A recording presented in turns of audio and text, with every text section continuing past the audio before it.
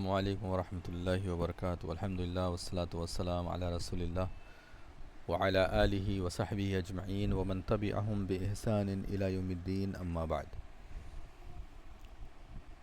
تو آیت نمبر 193 تک ہو گیا تھا، اور ڈیفینس سسٹم کے متعلق اللہ تبارک و تعالی نے جو باتیں عرض کی تھیں ان باتوں کو تفصیل سے بیان کیا گیا۔ اب اس کے بعد آیت نمبر 194 سے شروع کرتے ہیں، اور یہ بھی بہت اہم آیت ہے۔ اس کے بعد بھی ایک دو آیت ہے جو کہ بہت اہم ہے۔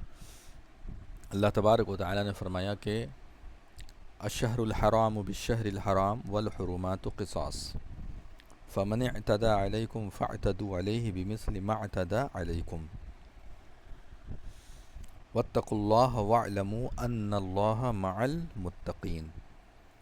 تو اس کا کیا مطلب ہے، آئیے دیکھتے ہیں۔ الشہر الحرام بالشہر الحرام، شہر کا مطلب ہوتا ہے مہینہ، حرام مطلب حرام، یعنی حرمت والا مہینہ۔ حرمت والا مہینہ کیا مطلب ہے حرمت والے مہینے سے؟ اصل میں اللہ تبارک و تعالی نے 12 مہینوں میں 4 مہینے حرمت والے مہینے بنائے ہیں۔ یہ 4 مہینے کون کون سے ہیں؟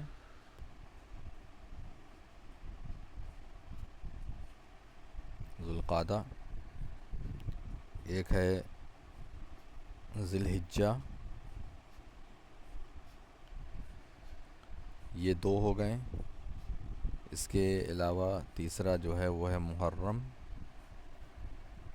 اور چوتھا جو ہے وہ رجب۔ تو ذوالقعدہ ذوالحجہ، ذوالحجہ ذی الحجہ دونوں بول سکتے ہیں، یا ذوالقعدہ ذی القعدہ دونوں بول سکتے ہیں، وہ گرامر کے حساب سے اس میں تبدیلی آتی ہے۔ تو یہ 4 مہینے حرمت کے، اصل میں یہ 4 مہینے حرمت کے ہیں، اس کا کیا مطلب ہے؟ کیونکہ عام طور پہ آپ جانتے ہیں کہ عرب میں آپس میں ایک دوسرے سے جنگ ہوتی رہتی تھی، جس کی وجہ سے لوگوں کا آنا جانا، سفر کرنا، یا بزنس کے لیے ٹریول کرنا، سفر کرنا، یا سامان خریدنا، یا اسی طریقے سے بہت سارے کاموں کے لیے جو انسان ادھر ادھر آتے جاتے ہیں، ان کو بہت تکلیف ہوتی تھی ان لوگوں کی جنگ کی وجہ سے، اور یہ لوگ جنگ روکتے نہیں تھے۔ تو پہلے سے ہی اللہ تبارک و تعالی نے ان 4 مہینے کو حرمت والا بنایا، اور اس کے اندر اللہ تبارک و تعالی نے کچھ چیزوں کو حرام کر دیا، جیسے جائز جنگ بھی اگر ہے تو اس کو منع کر دیا۔ جائز جنگ سے مراد کیا ہے؟ یعنی اگر آپ کو جنگ کرنا ہے، کسی نے زیادتی، کسی نے کچھ کیا، تو ایسی حالت میں بھی جنگ کو روکا جائے گا، ملتوی کیا جائے گا، یہاں تک کہ حرمت والا مہینہ جو ہے ختم ہو جائے۔ ذوالقعدہ، ذوالحجہ، محرم اور رجب، یہ 4 مہینے میں نہیں ہوگا۔ جب مہینہ ختم ہو جائے گا اس کے بعد جا کر کے آپ مسئلے کو حل کیجئے، یا جنگ ہے تو پھر جنگ کیجئے، جو بھی کرنا ہے۔ لیکن آپ اگر جنگ چل بھی رہی ہے اور یہ مہینہ آ جائے گا تو جنگ روکنا پڑے گا، جیسے سیز فائر کہتے ہیں، جنگ کو روکنا ہی پڑے گا، یہ قانون ہے اسلام کا۔ تو اسی لیے حرمت والا مہینہ کہا جاتا ہے۔ حرمت یعنی حرام سے، حرام کا مطلب اصل میں ہوتا ہے منع۔ تو کیا منع ہے؟ یہ سب کام منع ہے، تاکہ لوگ سکون سے آئے جائیں۔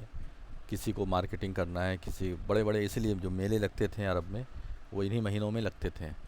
اور میلے سے مراد کیا ہے؟ یعنی بڑے بڑے کاروباری ایک جگہ سے چل کے دوسری جگہ جاتے تھے جہاں میلہ لگتا تھا، بڑے بڑے سامان جو دوسرے شہروں میں دور دراز ملتے تھے وہ آسانی سے میلے میں لوگ آتے تھے، مہیا ہو جاتے، اسی میں الگ الگ طریقے کا معاملہ ہوتا تھا، لوگ سامان بھی بیچتے تھے، کھانے پینے کے بھی سامان ملتے تھے، اسی میں شعر و شاعری پڑھنے والے، یعنی شعر وغیرہ پڑھنے والے، اشعار پڑھنے والے بڑے بڑے شاعر بھی آتے تھے، انعام ملتا تھا، یعنی بہت ایک ماحول و شمع بنا رہتا تھا ان چیزوں کا۔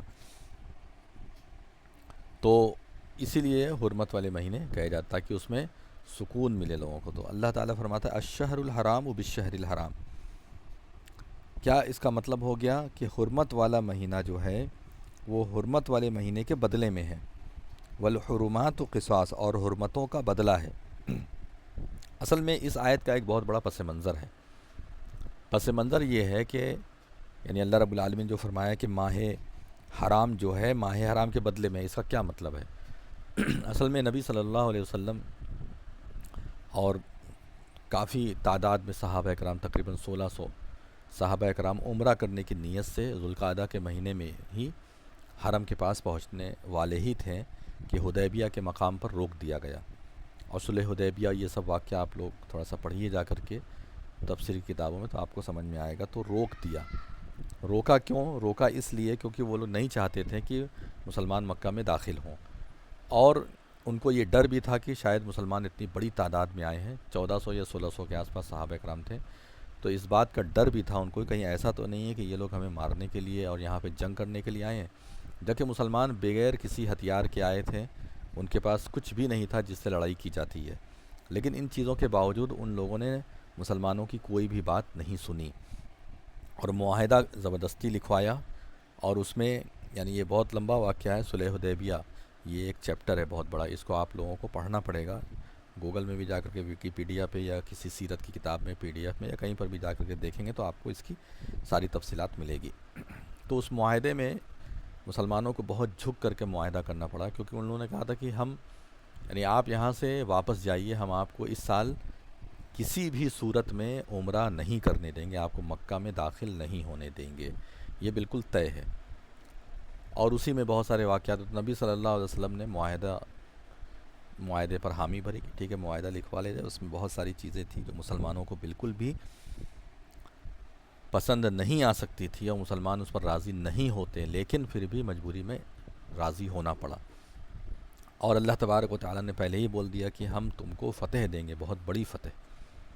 تو اس میں بہت ساری شرط ہوئی. اس ایک شرط میں یہ بھی تھی، ایک بات یہ بھی تھا کہ آپ لوگ اگلے سال عمرہ کرنے آ سکتے ہیں، اگلے سال، اس سال آپ کو نہیں کرنے دیں گے. بھلے جتنی بھی ہماری کئی راؤنڈ کی بات چیت ہوئی ہے اس سے یہ تقریباً پتہ چل گیا ہے کہ آپ لوگ جنگ کرنے نہیں آئے ہیں، لیکن اس کے باوجود ہم لوگ اس سال آپ کو عمرہ کرنے نہیں دیں گے، اگلے سال آپ آ سکتے ہیں، عمرہ کریے. اور اسی طریقے سے بہت سارے شرائط یہ بھی، جیسے ایک شرط یہ تھی کہ اگر مدینہ کوئی بھی ہمارا مکہ کا آدمی اگر ایمان کی حالت میں مدینہ گیا تو آپ کو اس کو واپس کرنا پڑے گا. اور اس میں ایک معاہدہ یہ بھی تھا کہ اگر مدینے سے بھاگ کے کوئی مکہ آیا تو ہم اس کو واپس نہیں کریں گے. اس طریقے سے یعنی بالکل جیسے کہتے ہیں نا جھک کر کے معاہدہ کیا. لیکن نبی صلی اللہ علیہ وسلم امن پسند تھے اور آپ چاہتے تھے کہ نہیں کیسے بھی کر کے اس معاہدے کو کیا جائے تاکہ لڑائی اور جنگ وغیرہ نہ ہو، اور آئندہ آنے والے سال میں ہم عمرہ کرنے آئیں گے اور جلد ہی اللہ تبارک و تعالیٰ کچھ نہ کچھ ایسا راستہ نکالے گا جس سے یہ معاہدہ بھی ٹوٹ جائے گا اور ہمارے راستہ آسان ہو جائے گا. اس میں یہ بھی تھا کہ جیسے یہ نبی صلی اللہ علیہ وسلم ہے، اور تو کچھ قبیلے تھے نا، کچھ قبیلے وہ نبی صلی اللہ علیہ وسلم کے ساتھ ہو گئے، اور کچھ قبیلے ایسے تھے جو کہ کفار مشرکین کے ساتھ، یعنی مکہ میں رہنے والے جو کفار مشرکین تھے ان کا قبیلہ تھا، ان کے ساتھ ہو گئے. ٹھیک ہے. تو یہ طے ہوا کہ جیسے آپ کے ساتھ جتنے قبیلے ہیں ہو جائیں، اگر ہم لوگوں نے آپ کے جو ساتھی قبیلے ہیں جو آپ کے ساتھ ہے، چاہے وہ مسلمان ہو نہ ہو اس سے مطلب نہیں، جو آپ کے حلیف ہیں، حلیف یعنی دوست قبیلہ، اب جیسے مان لی انہوں نے ان کو مارا پیٹا، گویا کہ نبی صلی اللہ علیہ وسلم اور مسلمانوں کو مارنے کے جیسا ہوگا. اور اگر مسلمانوں نے یا مسلمانوں کے کسی بھی شخص نے اگر ادھر کے کسی بھی قبیلے کو ڈائریکٹلی یعنی ان کو نہ مار کر کے ان لوگوں میں سے کسی کو مارا تو گویا کہ یہ ہم لوگوں کو مارنے کے جیسا ہے، اور اسی دن معاہدہ ٹوٹ جائے گا. اور معاہدہ ٹوٹا، کفار مشرکین نے غلطیاں کی، انہوں نے مسلمانوں کے جو حلیف قبیلہ تھا اس کو مارا، اس کے بعد معاہدہ ختم ہوا، پھر فتح مکہ ہوئی. تو اللہ تبارک و تعالیٰ وہی بتا رہا ہے کہ الشہر الحرام بالشہر الحرام، ماہ حرام بدلے ماہ حرام کے ہے، یعنی اب اگلے سال مسلمان اس کا بدلہ لیں گے. یعنی کہ یہ حرمت والے مہینے میں عمرہ نہیں کر پائے، لیکن اب یہ ضرور عمرہ کریں گے بدلے میں، اور حرمت والے مہینے میں ہی جائیں گے. والحرمات قصاص، وا مطلب اور الحرمات مطلب حرمتوں کا، قصاص مطلب بدلہ، اور حرمتوں کا بدلہ ہے. یعنی ایک حرام مہینے میں، حرمت والے مہینے میں آپ نے ہمیں ذلیل رسوا کیا، نہیں کرنے دیا، تو ہم اگلے سال اس کا بدلہ یعنی اس کا بھی قصاص ہے. اور وہ قصاص کیا ہے، اس کا بدلہ کیا ہے کہ ہم اگلے سال حرمت والے مہینے میں ہی آئیں گے. اور اگر کوئی ان حرمت والے مہینے کو پامال کرے گا، یعنی معاہدہ تو ہو گیا، اب معاہدے میں اگر کوئی حرمت والے مہینے میں کو پامال کرے گا، لڑائی جھگڑا کرنا چاہے گا، جنگ کرنا چاہے گا، تو پھر ہم قصاص کے طور پہ جنگ کریں گے. حرمت والے مہینے کا خیال ہم کریں گے، لیکن اگر آپ کی طرف سے پیش قدمی ہوگی آپ اگر لڑائی جھگڑا کریں گے اور آپ قتل و غارت کریے اور میدان میں جنگ میں اتر جائیں گے اگر، تو پھر ہم بھی جو ہے پھر بدلہ لیں گے قصاص کے طور پہ. ہم حرمت والے مہینے کے اندر بھی اگر جنگ لڑنی پڑی تو لڑیں گے، اور اس کی اجازت ہے اسلام میں شروع سے ہی. قرآن میں سورۃ توبہ کے اندر بھی ہے، اور یہاں پر بھی دیکھیے کہا جا رہا ہے کہ فمن اعتدى علیکم، فا مطلب بس، من مطلب تو جو کوئی، اعتدى زیادتی کرے علیکم تم لوگوں پر، تو اگر کوئی زیادتی کرے تم لوگوں کے اوپر، فاعتدوا علیہ، فا مطلب بس، اور اعتدوا، اعتدوا اصل میں ہے، ملانے کی وجہ سے الف کا زیر ہٹ گیا. فاعتدوا، پس تم زیادتی کرو علیہ اس پر، یعنی اگر تمہارے اوپر کوئی زیادتی کرے تو تم بھی اس پر زیادتی کر سکتے ہو. بمثلی ما اعتدى علیکم، اسی طرح، مثل مطلب برابر، اسی طرح، اسی کے جیسا، ما اعتدى علیکم جیسا کہ یا جتنا، اعتدى اس نے زیادتی کی علیکم تم لوگوں پر. یعنی اگر کوئی شخص تم لوگوں کے اوپر زیادتی کرتا ہے، جتنا زیادتی کرتا ہے اتنا بدلہ لے سکتے ہو. تمہیں اس سے بڑھ کر کے کچھ نہیں کرنا ہے، لیکن جتنا تمہارے ساتھ غلط کیا ہے اتنا تم بدلہ لے سکتے ہو. واتقوا اللہ، اور ڈرو اللہ تبارک و تعالی سے. واعلموا، اور جان لو، ان اللہ مع المتقین، انا مطلب بے شک، اللہ مطلب اللہ بے شک، اور یہ جان لو کہ بے شک اللہ تبارک و تعالی مع المتقین، مع مطلب ساتھ ہے، المتقین مطلب متقی اور پرہیزگار لوگ جو ہیں، متقی اور پرہیزگار لوگ جو ہیں ان لوگوں کے ساتھ ہے اللہ تبارک و تعالی. تو دیکھیے یہاں پر جو چیز سمجھنے کی ہے وہ یہ کیا ہے کہ اب ہم بھی حرمت والے مہینے میں آئیں گے، اور آ کر کے ہم پچھلے سال کا ہم بدلہ لیں گے. بدلہ سے مراد کیا ہے؟ وہی جو ہمیں نہیں کرنے دی عمرہ، تو ہم بدلے میں یہ کریں گے. اور اگر اب کوئی آئے گا ہمیں روکنے کے لیے، لڑائی جھگڑا کرنے کے لیے، جنگ جہاد کرنے کے لیے، تو ہم اس کو جواب دیں گے. اور کوئی یہ نہ سوچے کہ حرمت والا مہینہ ہے تو ہم جواب نہیں دیں گے. اگر تم لوگ مارو گے، پیٹو گے، زیادتی کرو گے، تو ہم اس کا بدلہ دیں گے. فمن اعتدى علیکم فاعتدوا علیہ بمثل ما اعتدى علیکم. اللہ تعالی نے فرما دیا، یہ آیت جو ہے اس بات کی طرف اشارہ ہے، یہ جو آیت ہے یہ آیت اس بات کی طرف اشارہ ہے کہ اگر تمہارے اوپر کوئی زیادتی کرے، مطلب کیا، اگر حرمت والے مہینے میں تمہارے اوپر کوئی زیادتی کرے تو تم اس کے اوپر حرمت والے مہینے میں بھی زیادتی کر سکتے ہو. زیادتی سے مراد یہ بدلہ ہے ایک طریقے سے. اسے زیادتی کا مطلب یہ کیا ہے یہاں پہ؟ بدلے کے معنی میں ہے. تو واتقوا اللہ واعلموا ان اللہ مع المتقین. اور اس کے بعد اللہ تبارک و تعالی فرماتا ہے وَأَنفِقُوا فِي سَبِيلِ اللَّهِ. وا مطلب اور، انفقو مطلب خرچ کرو، فی مطلب میں، سبیل اللہ مطلب اللہ کے، سبیل مطلب راستہ ہوتا ہے، اللہ مطلب اللہ کے راستے میں. اللہ کے راستے میں خرچ کرو کا مطلب کیا ہے؟ یعنی جو بھی دین کی ضروریات ہے، دین کو قائم کرنے کے لیے، دین کو بڑھانے کے لیے، دین کا جو بھی کام ہے ہر جگہ اللہ کی راہ میں خرچ کرو. زکوٰۃ کی جو زکوٰۃ خرچ کرو، اگر زکوٰۃ تمہارے اوپر فرض ہے، نوافل صدقات و خیرات ہے وہ خرچ کرو. یعنی اللہ رب العالمین خرچ کرنے کے اوپر ابھار رہا ہے، اور قرآن میں جگہ جگہ اللہ رب العالمین نے خرچ کرنے پر ابھارا ہے، لوگوں کو سکھایا ہے، بتایا ہے. یہاں تک کہا کہ مرنے کے ٹائم جب فرشتے کو دیکھو گے تو کہو گے مجھے مہلت دے دو ذرا سا، میں اب خرچ کر لیتا ہوں، لیکن کوئی موقع وہاں پر نہیں ملے گا.